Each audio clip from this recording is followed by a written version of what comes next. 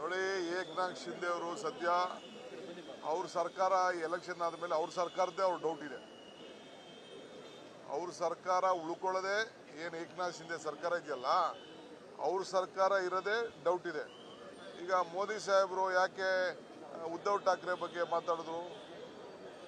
ಉದ್ಧವ್ ಠಾಕ್ರೆ ಹತ್ರ ಶಕ್ತಿ ಇದೆ ಅಂತ ಇಡೀ ಜನ ಎಲ್ಲ ವಾಪಸ್ ಎಲ್ಲ MLAಗಳೆಲ್ಲ ವಾಪಸ್ಸು ಅವರು ಯೂಟರ್ನ್ ಆಗ್ತಾರೆ. NCPಗೆ ಹೋಗೋರು ವಾಪಸ್ NCPಗೆ ಹೋಗ್ತಾರೆ.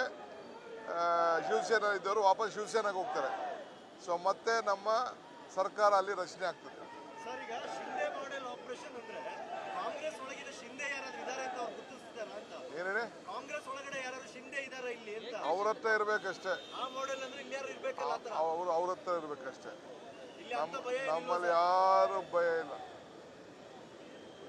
ಈಗ ಅಲ್ಲಿ ಮಹಾರಾಷ್ಟ್ರ ಸರ್ಕಾರ, I am telling on record, Maharashtra ಸರ್ಕಾರ ಆಫ್ಟರ್ ದಿಸ್ ಪಾರ್ಲಿಮೆಂಟ್ ಎಲೆಕ್ಷನ್